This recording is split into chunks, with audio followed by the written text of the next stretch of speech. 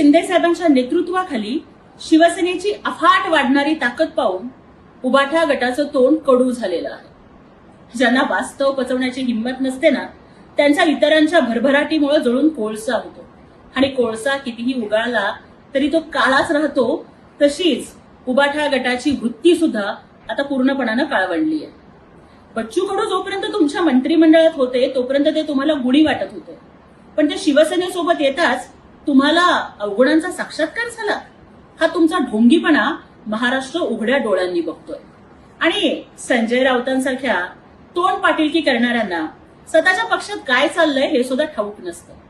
उद्धव साहेबांना विधान परिषदेवर पाठवणार म्हणून टिमकी वाजवणारे राऊत तोंडावर आपटले आणि पक्षानं दानवे साहेबांना पाठवलं। अहो, स्वतःच्या पक्षात कुणाला संधी मिळतेय हे सुद्धा ज्याला माहिती नसतं, त्याच्या शब्दाला कवडीची सुद्धा किंमत नाही हे आता महाराष्ट्राला कळून चुकलेलं आहे। मैदानात उतरून लढण्याची ताकद तुमच्या मालकाची नाही आणि हे मान्य करायची हिंमत या बोलक्या पोपटात नाही। आणि उद्धव ठाकरेंनी निवडणुकीतून पळ का काढला याचं उत्तर आधी राऊतांनी द्यावं। काँग्रेसच्या खोडावरती तुमच्या द्वेषाची वेल चढलेली आहे। काँग्रेसच्या वृक्षावरती जगणाऱ्या पांडुगुळाची अवस्था तुम्हाला आलेली आहे।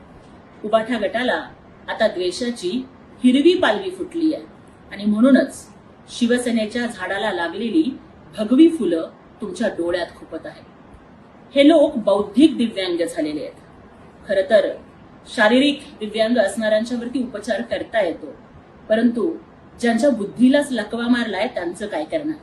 त्यांना उपचाराची आणि मदतीची जर गरज असेल ना, तर त्यांनी बच्चू कडूंच्या प्रहार संघटनेकडे मदतीसाठी अर्ज करावा।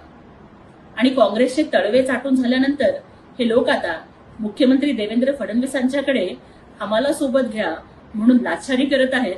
त्याचं उत्तर कोण देणार? लाईक करा, कमेंट करा आणि हो सबस्क्राईब करायला विसरू नका।